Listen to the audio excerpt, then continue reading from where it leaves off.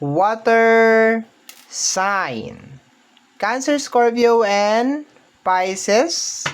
Hello my dear, welcome or welcome back sa ating YouTube channel. My name is RJ, your tarot card reader, at ang gagawin natin ngayon my dear is yung ating daily reading para po to sa araw ng May 30, 2026. Titingnan natin yung overall energy, money area, career, and then love. Okay?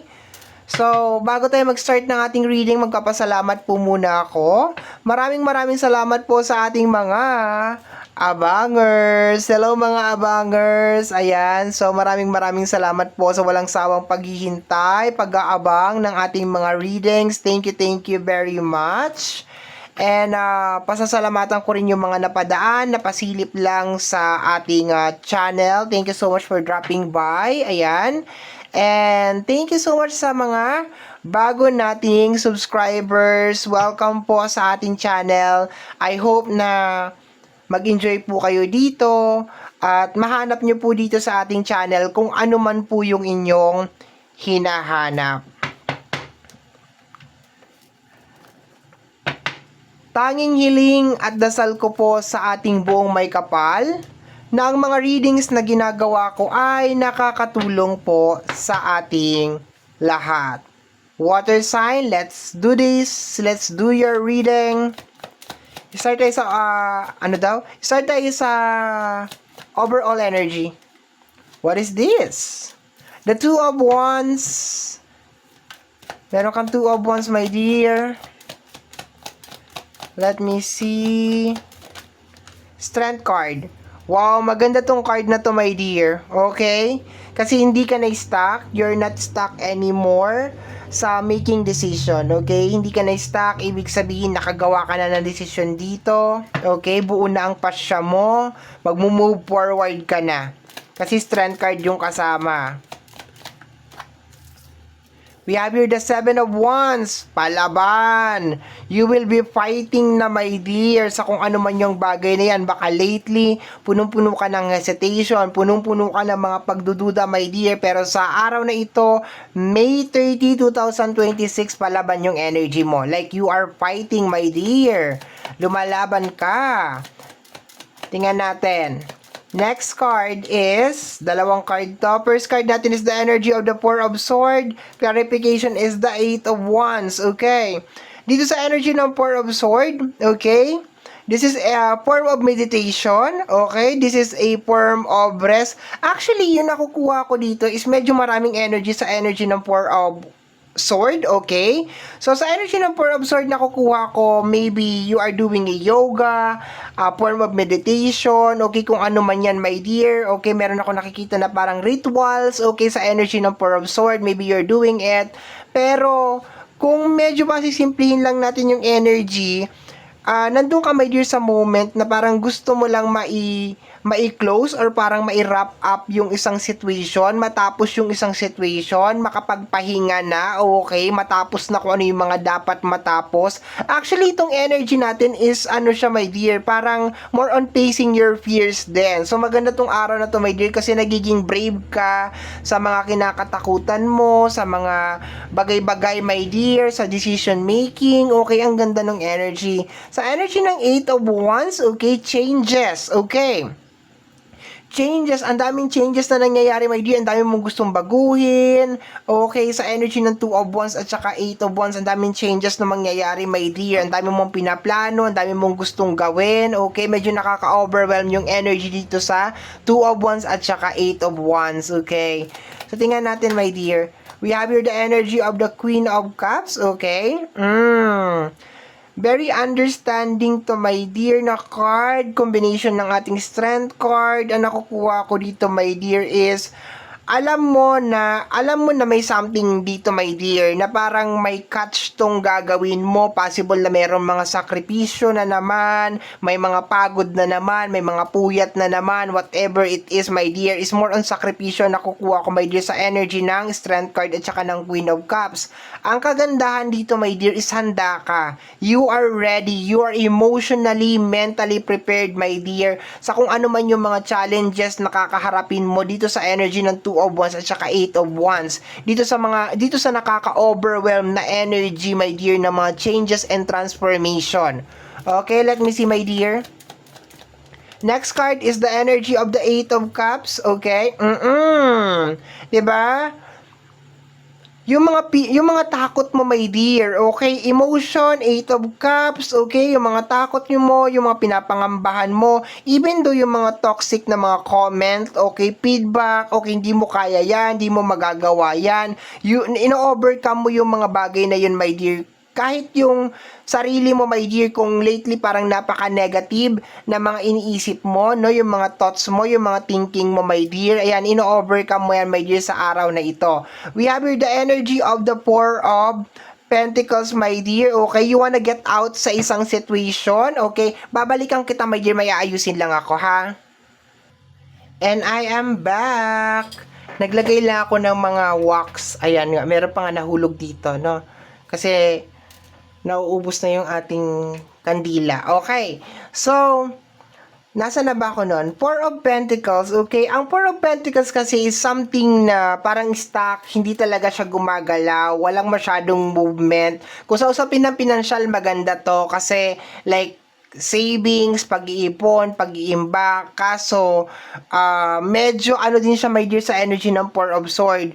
Maganda naman yung outcome niya, my dear, pero is more on nakafocus, my dear, tong combination ng dalawang card na to, Four of Swords at saka Four of Pentacles, na ma-resolve kung ano yung mga nai-stack na problem, na mga energy. So, I love yung kanyang energy, my dear, kasi hindi ka na-stuck. At saka ang tapang mo ngayong araw na ito, okay?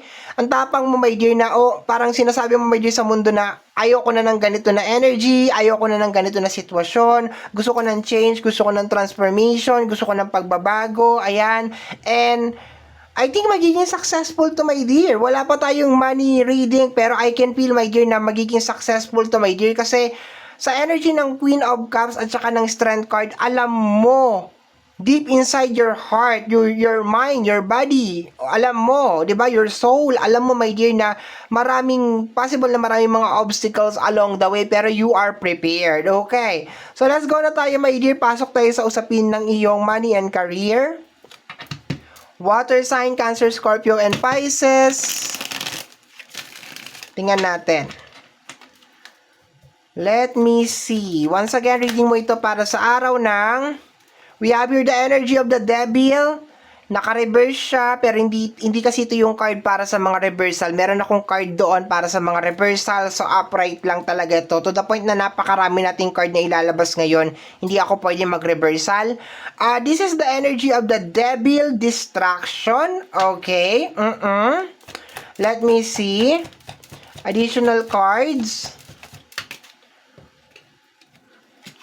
The Fool card, okay. And the Two of Wands. Kita mo? May Two of Wands ka over here. Okay. So, I can feel, my dear, sinasabi dito na kaya siguro lately medyo nai-stuck ka because merong devil na energy. Okay, ayoko naman sabihin na this is outside energy lang kasi minsan tayo din ang gumagawa ng devil na energy through our thoughts sa ating sarili, sa ating isipan. Okay, bumubuo tayo ng devil na energy. Pero this is a negative na energy, my dear. Okay. So lately, my dear, si devil daw yung pumipigil sa iyo para makapag-start ka, ay gumawa ka ng mga new beginning sa energy ng Fool card. Okay? Probably baka takot. No, baka takot ito, my dear. Okay, natatakot ka na mag-start ng something, gumawa ng hakbang, okay? Meron ka ditong energy ng Two of Wands, meron ka ditong energy ng Two of Wands. So, itong area na to is more on your facing your fears, sa energy ng Seven of Wands at saka Eight of Cups, facing your fears.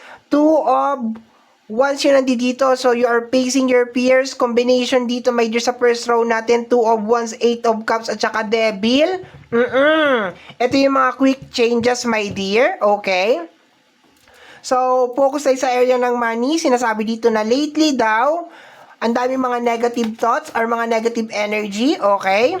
We have here the energy of the High Priestess. Nagkaroon ka ng clarity. Okay? Nagkaroon ka ng linaw. Okay? Nakita mo kung nasaan itong mga blockages na ito, my dear. Sabi ko nga sa iyo, my dear, sa overall na energy, the confidence talaga is nag-uumapaw talaga, my dear. And at the same time, sa energy ng Strength card at saka ng Queen of Cups, you are prepared sa kung ano man yung mga possible na mga challenges, obstacles, my dear, along the way.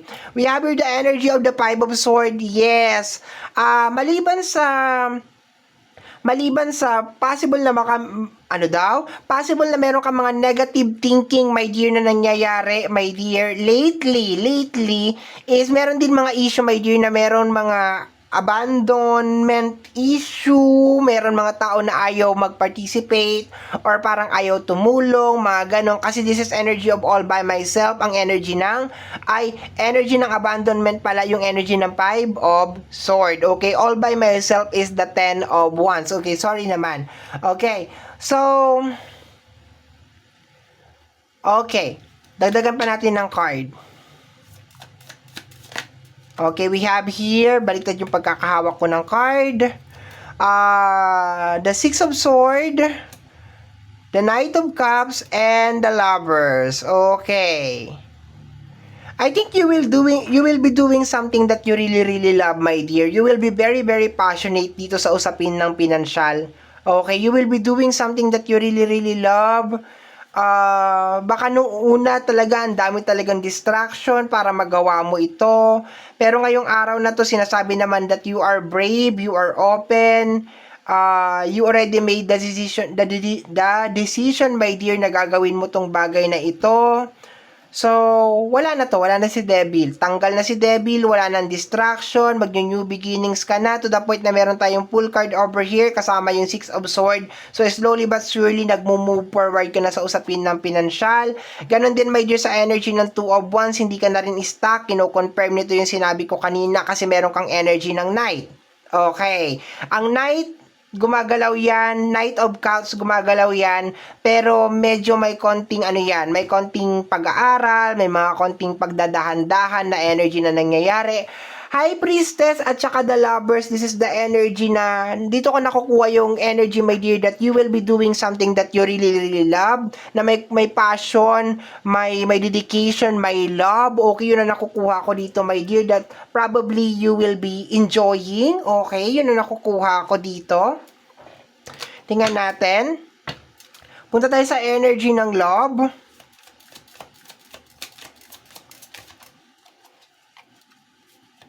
We have here the energy of the Empress. Empress is energy ng maturity, growth, development. Okay, tingnan natin. We have here the energy of the Emperor. Yung mag-asawa nandito. Okay. We have here the energy of the King of Swords. Okay. We have here the energy of the Three of Wands. Okay, if you are in a relationship, maganda to.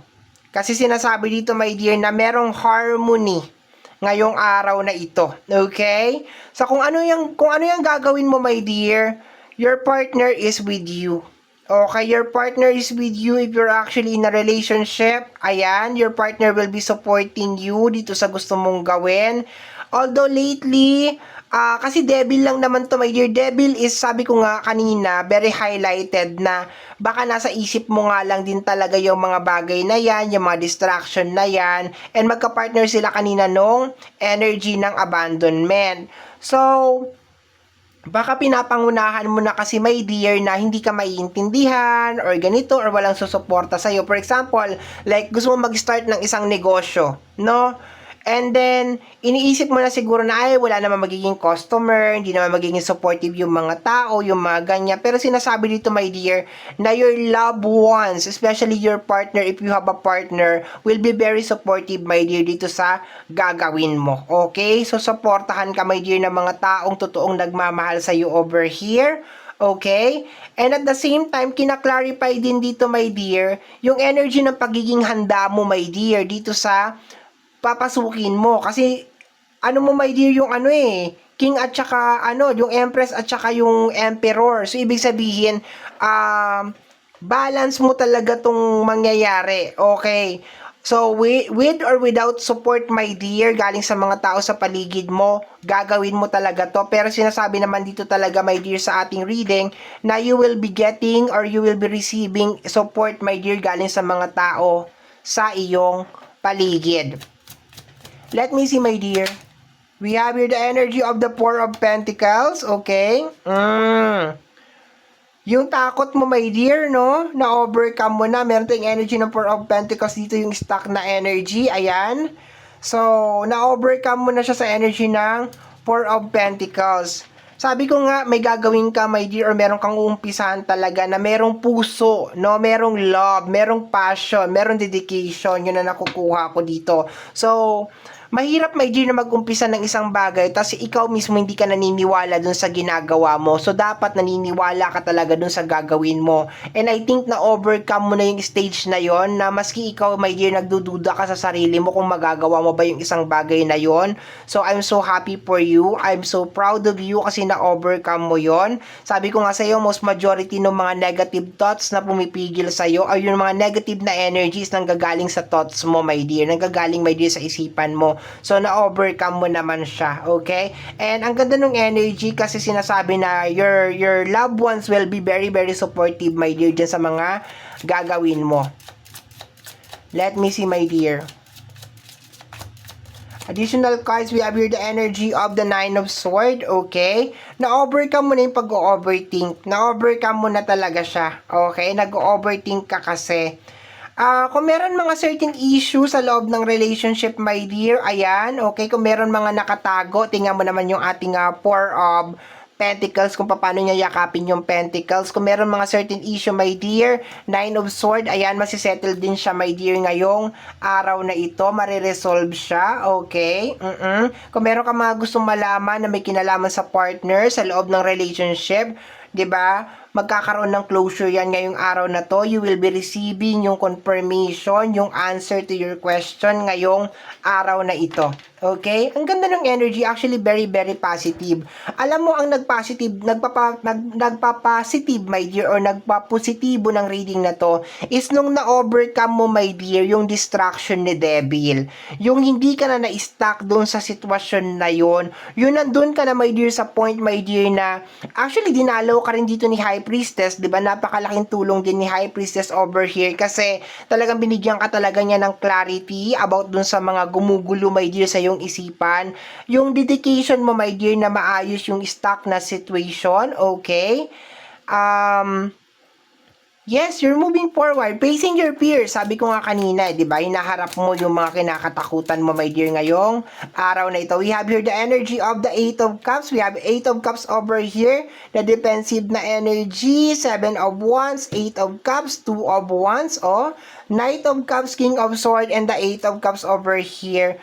So, yes, you're facing your fears. Kahit, my dear, yung mga bagay na parang hirap ka na itanong, okay? Kunyari, lately parang nahihirapan ka magtanong or nahihirapan ka mag-clarify tungkol sa partner mo, tungkol sa kaibigan mo, or kung sino man, my dear, sa buhay mo. Ngayong araw na to, nagkakaroon ka na, my dear, ng lakas ng loob na tanungin yon or i-clarify yon. Kasi sabi ko nga sa'yo, ang lakas ng energy na parang itong mga negative thoughts, itong mga negative na energy ay nasa isipan mo lang talaga.